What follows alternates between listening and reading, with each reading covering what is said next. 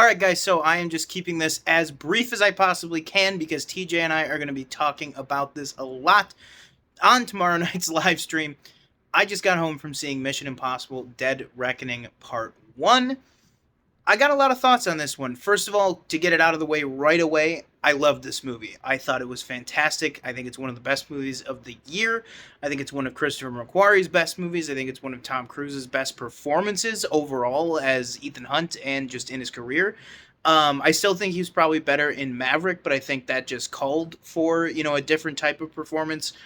I loved this movie. I thought it was fantastic. The action, so much of the action, there were so many varieties, so many different things. I do have to say, though, I don't think it is as good a movie as Mission Impossible Fallout.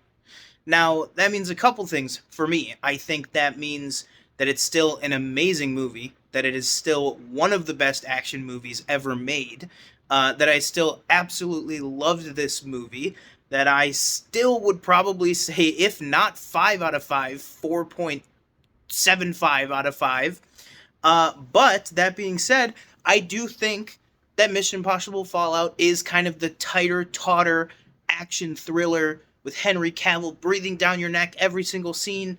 But then again, this is a part 1, and I think it is a very much part 1. But also it's a very satisfying movie in its own right. But I think once we get the full story, the first half and the second half, much like Spider-Verse earlier this summer, I think that there's a good chance that Dead Reckoning, the combined Part 1 and Part 2, may overtake Fallout. Who knows, maybe even Part 2 is going to be better than Fallout outright. But I really, really like this movie.